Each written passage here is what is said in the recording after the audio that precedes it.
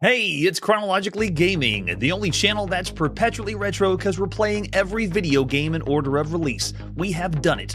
We finished all the video games we found the definite release date for November 1982.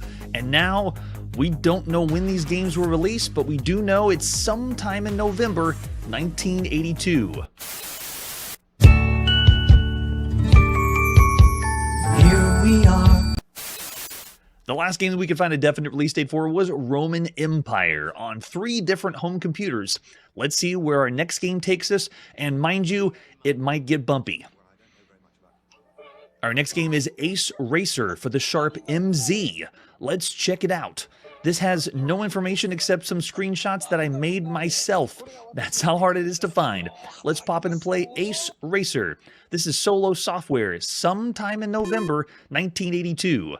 And when I say Sharp MZ, I'm just talking an umbrella term across all the Sharp MZ systems. If you look around the outside, it's Sharp MZ 80K. There's also the 80B, the MZ 700. Like, it's just everything from the Sharp MZ. We are not waiting for this computer to load. I'm not waiting for BASIC to load. I'm not waiting for the cassette to load after that. We just want to go play. Yeah, wait, that was so fast. Did everyone catch that? It just went through the opening, the title screen, and the instructions all for the game really fast. And then we're in. Where what I gathered from that flickering of graphic, it looks like it was character set mode, and it's a racing game where we're going to just be, moving down while the screen scrolls. But nothing is responding. Nothing. Oh, wait. Something is responding. I told you we were going off the rails. These games, I've had to dig up and realize that how many games, how deep the video game rabbit hole goes. Where in the world, do I even have a vehicle? Oh, am I supposed to be gear shifting? I've even seen what the controls are. It's B to shift down. I've taken the screenshot. I know what the controls are, but it is not responding. It is just stuck here. Or it's waiting for a joystick control. Or the game's just responding very, very slow. Because we're playing on a very obscure home computer. I'm probably going to give it one more second and then just consider it broken. Yes, it might be, most likely.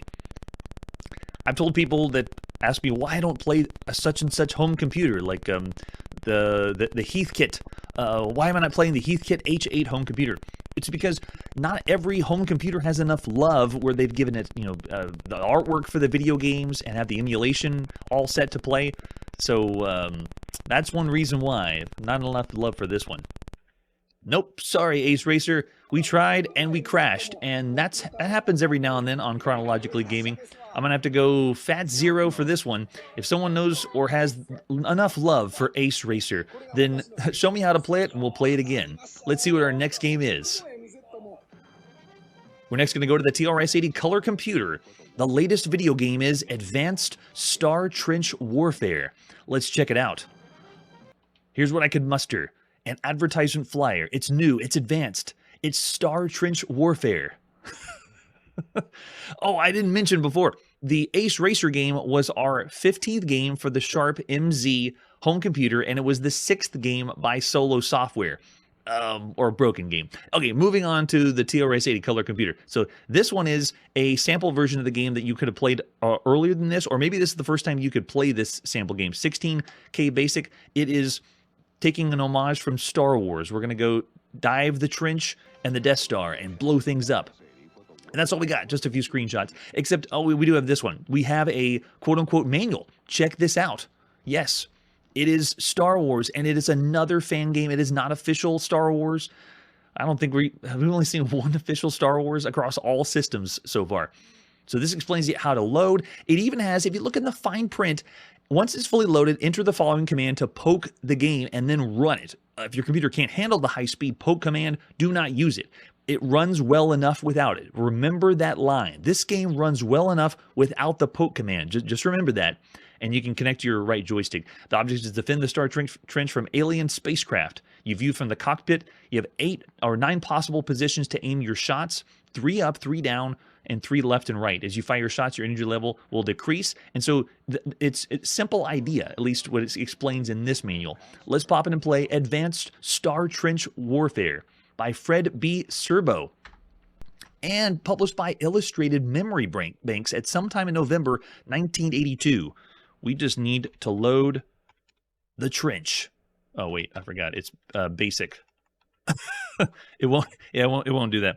Run trench. There we go. This is our 153rd game we've seen on the TRS-80 color computer, affectionately known as the Coco.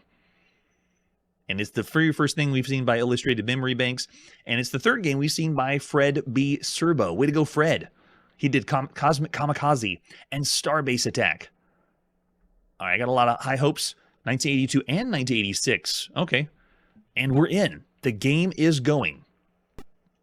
I have full control of the 5 or 6 frames per second. So this is interesting. It's not like freedom to move the crosshair around. It's almost like it reminds me of a way modern game compared to the show, which is Sunset Riders, where whenever you did the bonus stage, you could just move the cursor around and shoot random cowboys. So I'm not moving the cursor; it's just firing in set patterns. Like I have a set quadrant that I can fire off, and the ships are just blinking into existence. Oh gosh! And if they shoot you, you lose the life and you get recharged like that. But you're kind of like almost guessing where they're going to be or move, because it's not smooth. You can see they're blinking into existence. My shot blinks into existence. It's possible that the poke command would make this go faster, but at this point, you'd still have a little bit of enjoyment from this, just because it's Star Wars. You know, if you were hard pressed for Star Wars and you were on the TRS-80 color computer, yeah. But we've seen games that are running a lot faster than this. Obviously, this is basic. In fact, I believe this is all basic. There's no machine language like subroutines at all. It's just complete basic. So this one is a trench run shooter. This is the 9th game we play that's a trench run shooter on all systems. Some of the other ones that are out there that you have to compare this to, it would be Starhawk that we first saw in the arcade, then Space Encounters in the arcade, Star Strike that's available on the Intellivision has a trench run, Star Battle for the Bally Astrocade, and then Attack on the Death Star we saw on the Atari home computer.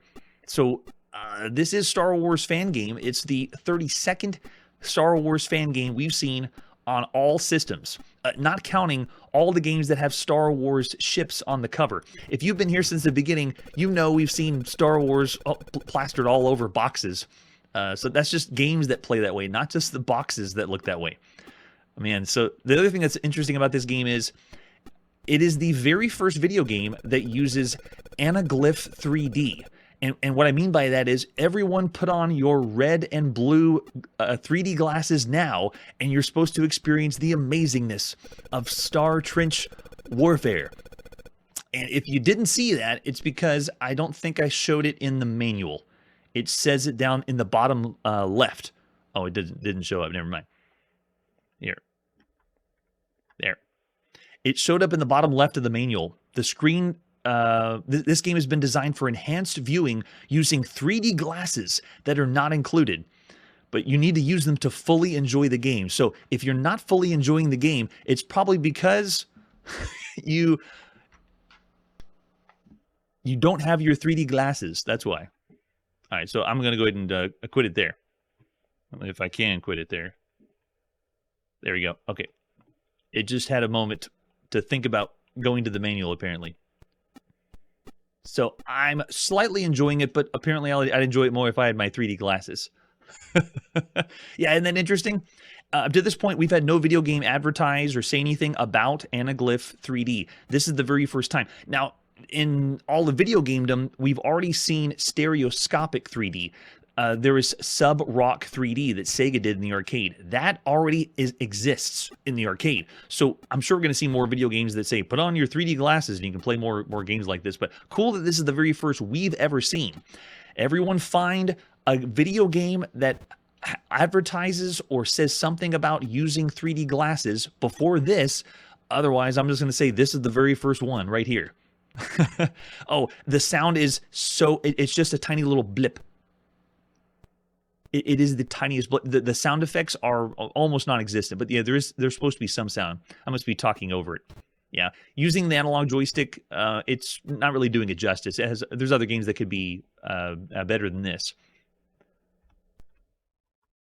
All right, there's our taste of Advanced Star Trench Warfare. Now, you had the experience. If anyone wore their 3D glasses, you probably would give you a better rating than the rating I'm about to give. But of all the games you can play across all home computers, all over the world, right now in November 1982, over in the chat I see Brad throwing out 3 stars, or pretty average for the time.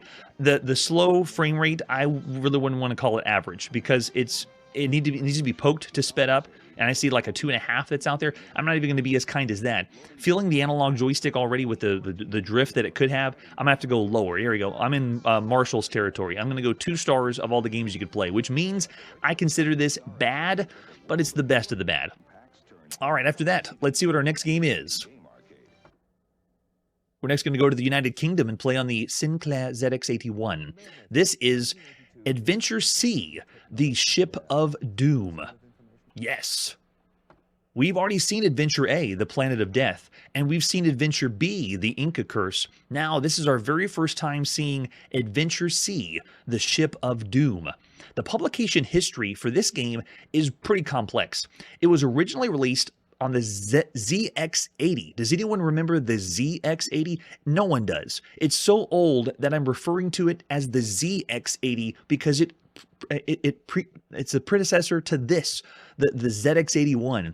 It came out first on that. We did not see it because it was a hobby computer. We've only seen a handful of games on the ZX80, but then it was released on this one, the ZX81 by Arctic as Adventure C. It was ported to the ZX Spectrum later. We're going to see the ZX Spectrum version 2. Arctic would use the subtitle Ship of Doom as the main title, like this one. So this box is actually kind of a later release.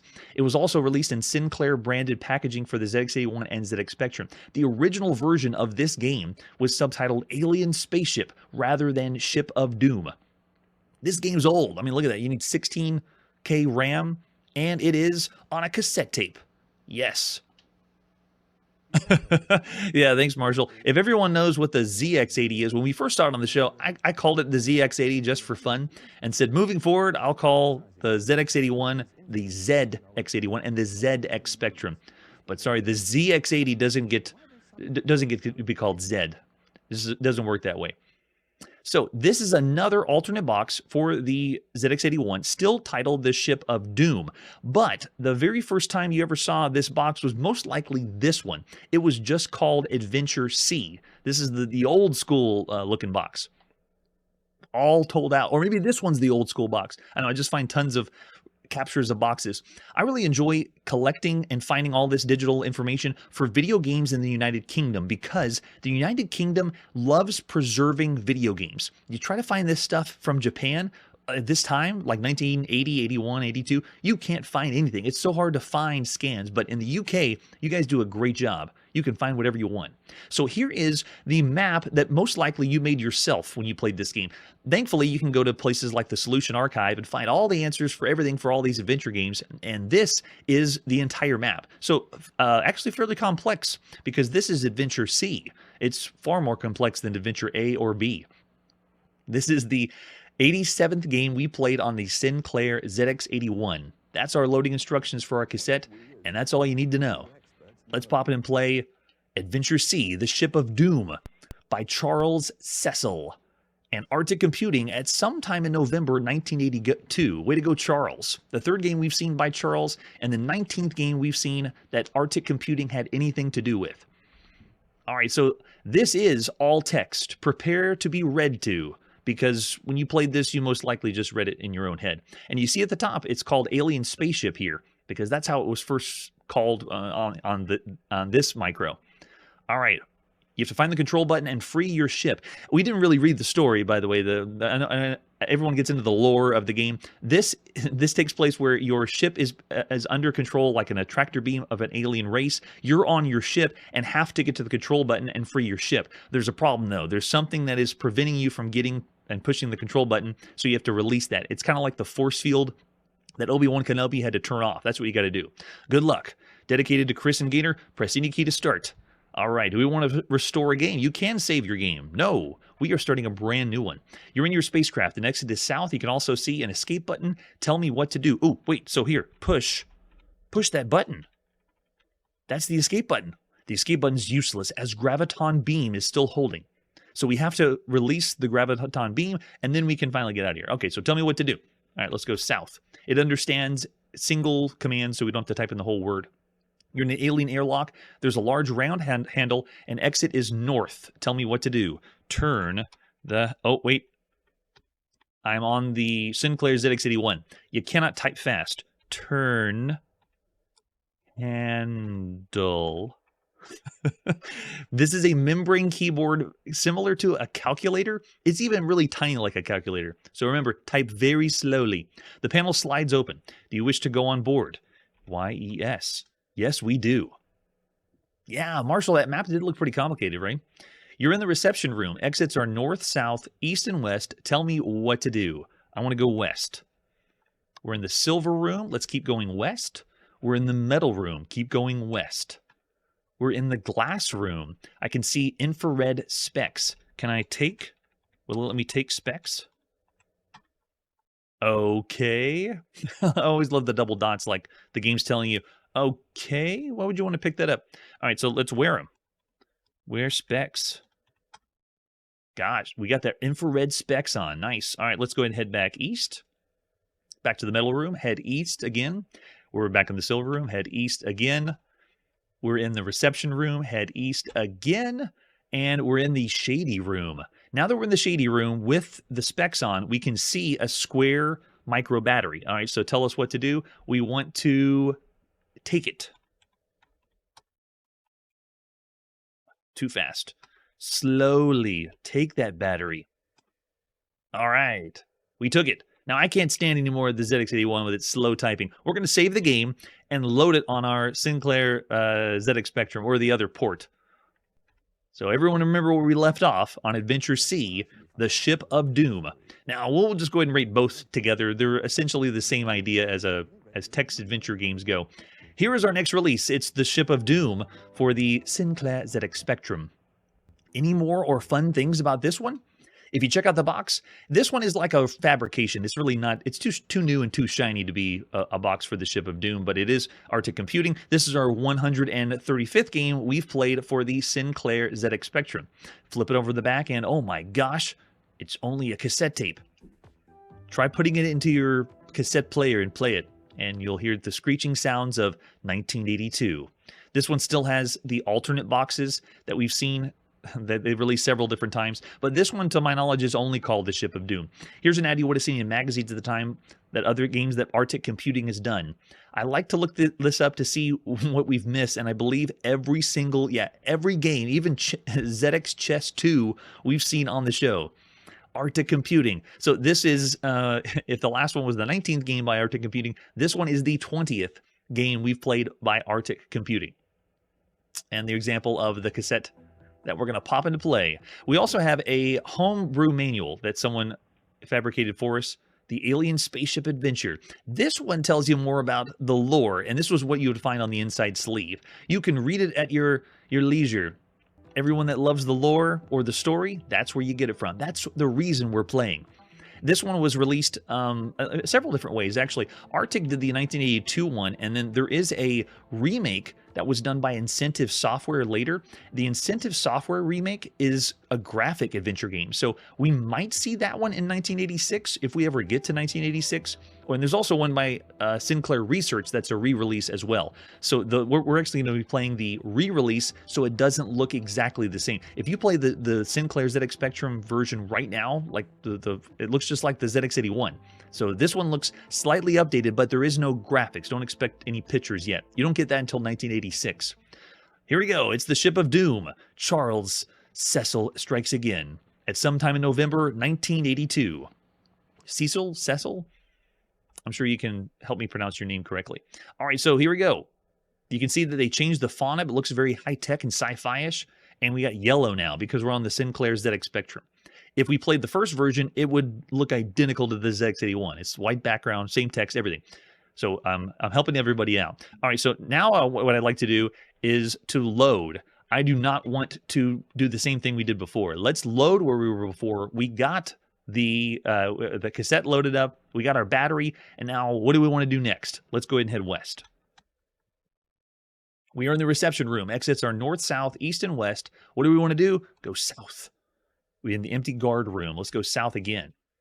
We're in the long corridor. Go south again. One thing I want to point out is notice how the description of this text adventure game is not as complicated as something that Infocom does. When I played the Infocom text adventure games, there was walls of texts and paragraphs. You had to read, and they had descriptions that were through the roof. This is very, very more simplistic than the other things. I know, right, Marshall? I knew we've seen that font somewhere before. Okay, so we're in the corridor. We can see a silver rod with a square slot. Get rod. In rod we trust. Okay, tell me what to do. Now, insert the battery. Now you're going to see some of the puzzling puzzles that we get from the United Kingdom. I have with me the following. Infrared glasses, which I'm wearing, a sonic screwdriver. Tell me what to do. I want to insert the battery into rod. Does it understand that? Wait, we got the rod. Oh, insert battery. No, it won't tell me to do that. All right, let's go insert battery with rod. Okay, I got the rod. Insert the battery. Oh, okay, it already did it. It did it for me. So it inserted the battery automatically into the rod, and it made a sonic screwdriver. So it didn't even tell us this. It just said, when I said insert battery, now it says we have a sonic screwdriver. So it just did it, but it didn't explain anything. That's helpful. All right, let's go ahead and go north. We're back in the long corridor. Let's go west. We're in the weaponry. In the weaponry. And we have a laser gun. Oh, yeah, get the gun. You got to have those. Hey, welcome, Raiders. This is Chronologically Gaming. We play every video game in order of release. Tonight you're joining us in November 1982, where we're playing everything that was released at some time in November 1982. We are playing currently the Adventure C, the Ship of Doom, brought to us by Arctic Computing. Yeah, I'm sure BBC is, with all the puzzling puzzles we'll have to deal with. Okay, we got the gun. Let's head south. You're in the cold room. See, the descriptions are so minimal. What does the cold room look like? What does it mean to be a cold room? We have no idea. We can see a body in a block of ice. Okay, that's a little creepy. All right, so let's go west. We're in the key room. We can see a glass cover over the key. Let's go ahead and point sonic screwdriver. And we did it. It totally pointing the sonic screwdriver gave us the magnetic key. We can get it.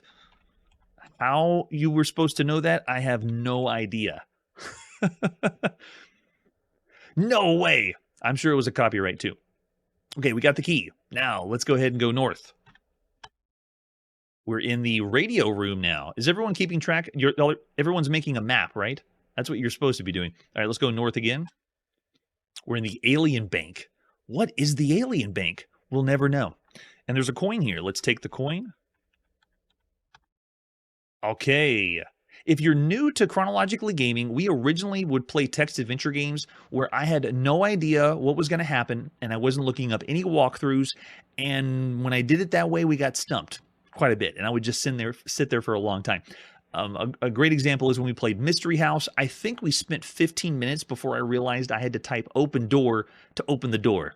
It really took that long. So because of that, I now follow walkthroughs for text adventure games just to keep the pace going, because at this time in November 1982, when you were playing these games, you did get stumped and you sat here for a very long time. Maybe you had people helping you, but I'm sure you didn't, because I didn't whenever I played text adventure games. Okay, so we got the coin.